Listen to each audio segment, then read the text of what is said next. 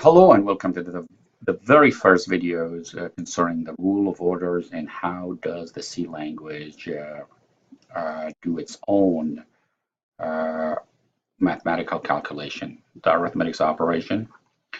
First of all, I'm using the GDP compiler online. It's a fantastic one, by the way.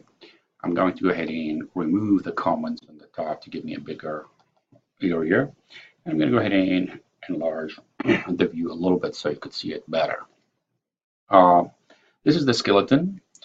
I'm including the standard input and output, starting with the main function and the two prices to indicate the beginning and the closing of the function. Let's go ahead and start by declaring two variables. I'm going to go ahead and declare A as an integer, and I'm going to go ahead and give it the value 10, assign the value 10, and I'm going to go ahead and do a float, and F is going to be 30.5.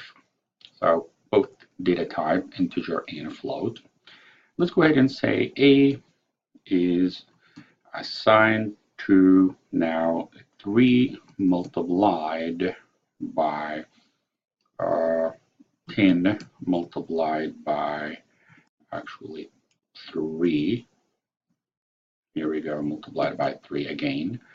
Modulus, which is the remainder of a division, an integer division to be specific. Since we have multiplication and modulus, we're going to start from left to right. So it's going to take the 3 multiplied by the 10, it's going to give me 30. The result is going to be multiplied by 3. It's going to be 90. Then 90 modulus 4, which means when I divide 90 by 4, how much I'm going to get. The closest whole number that will be divisible by 4 is 88. So the result would be 2. The remainder of dividing 90 by 4 is 2. Let's go ahead and see if it's going to be here 90 multiplied by 2. It means, no, actually 90 modulus 4 is going to be 2. So the result should be 2. I hope I'm right. If not, we'll figure that out. So I'm going to go ahead and print the result in one single value in the printf. And here we go. We're going to go ahead and put the semicolon. I'm going to run this one here and see if we're getting 2. So we got the right answer, 2. I could also say A is to display the result that what variable I'm displaying A. So this is actually a good thing to know a little bit about the rule of order. Remember, we don't have exponents in the traditional C language. We have to get it through another header or write our own function later. At this moment, I'm concentrating on the rule of order and also the mix between the data type and how C does handle that situation. Let's do again 3. I'm going to now, it's another calculation. If I say here 8 plus 3 modulus 3 multiplied by 2, and let's go ahead and see what is that going to be. It's going to be, first of all, addition is lower than modulus, and modulus and multiplication are equal to each other.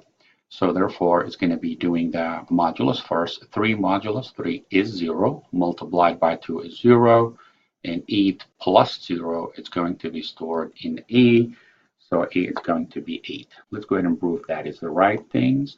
And I'm going to go ahead and print A again for the second time. I'm copying and cutting the same printf function because I'm displaying A. So I'm going to go ahead and run it.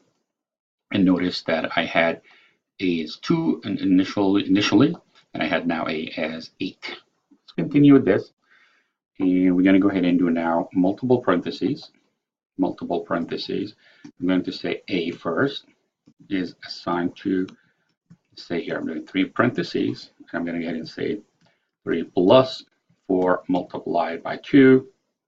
And outside, I'm going to say here plus 3 multiplied by 2 raised to the power. So I don't have raising, sorry.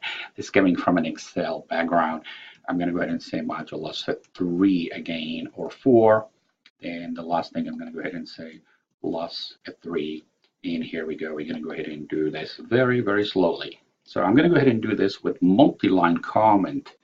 So I'll be able to show you how the compiler is going to handle the situation very slowly.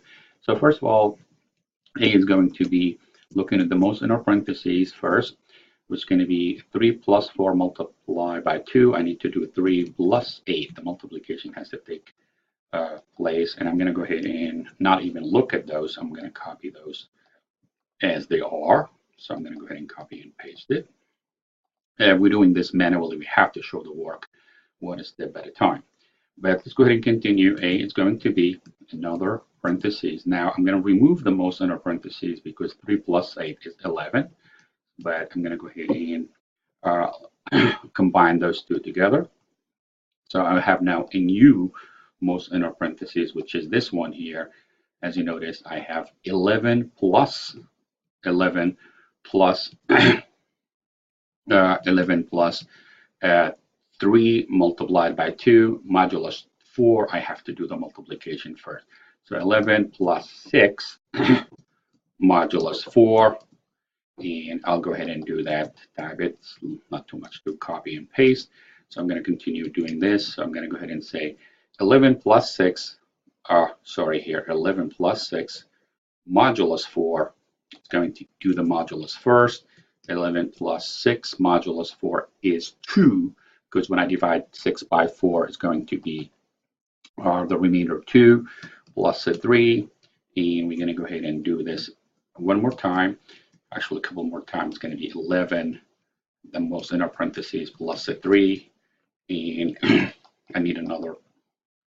Actually, this is going to give me plus a 3, so I need only one set of parentheses because I got rid of. No, one second here. I'm going to go ahead and say 13 plus a 3, and I don't need only one set of parentheses. So I'm going to remove this. This should give me 16 for A, and let's go ahead and see if that is going to be the case. If that's going to be the case, I got to close this in order to close the comment.